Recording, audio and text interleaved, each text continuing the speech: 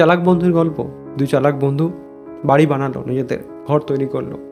এক চালাক বন্ধু খুবই চালাক, সে মনে করলো যে আমি অপর বন্ধুর থেকে খুবই কম সময় এবং খুব কম শক্তি দিয়ে এবং খুব কম লেবার দিয়ে খুব তাড়াতাড়ি একটা সুন্দর বাড়ি তৈরি করব।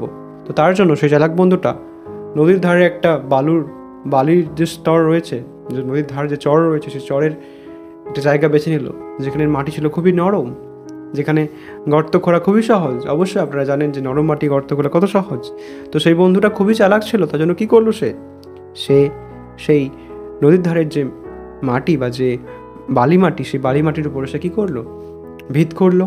ভিত করে খুব তাড়াতাড়ি খুব কম দিনের মধ্যে একটা সুন্দর অট্টালিকা বাড়ি তৈরি করলো। এবং সে দেখলো যে তার বাড়ি কয়েক দিনের মধ্যে তৈরি হয়ে প্রস্তুত।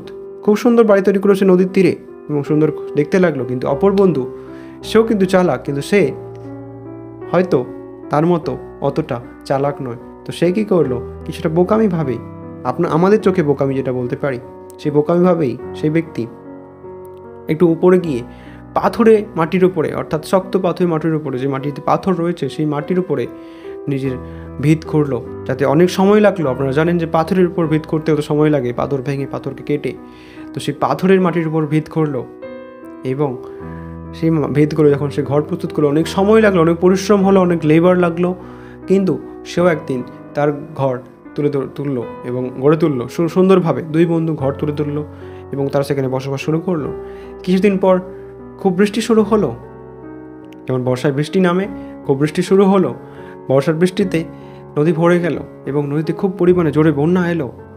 এবং সেই বন্যায় এবং সেই বৃষ্টিতে কী হলো, যেটা হওয়ার ছিল আপনারা সবাই জানেন, যে যেই বন্ধু খুব চালাক এবং খুব তাড়াতাড়ি কম লেবার, কম কষ্ট, কম পরিশ্রম দিয়ে সেই নদীর ধারে ঘর বানিয়েছিল সেই বালির ওপরে, তার ঘর সেই বন্যায় ধুয়ে নিয়ে গেল।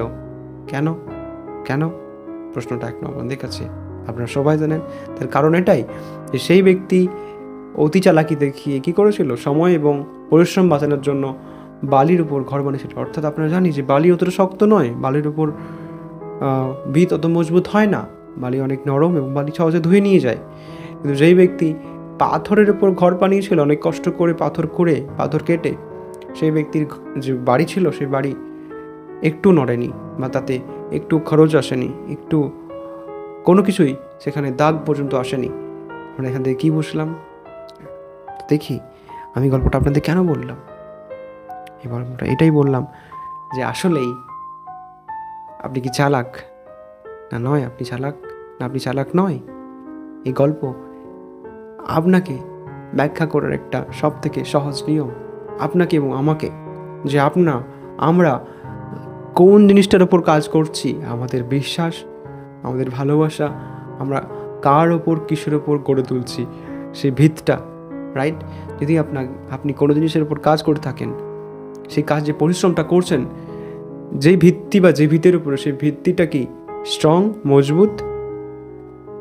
প্রশ্ন আপনাকে নিজেকে প্রশ্ন করুন।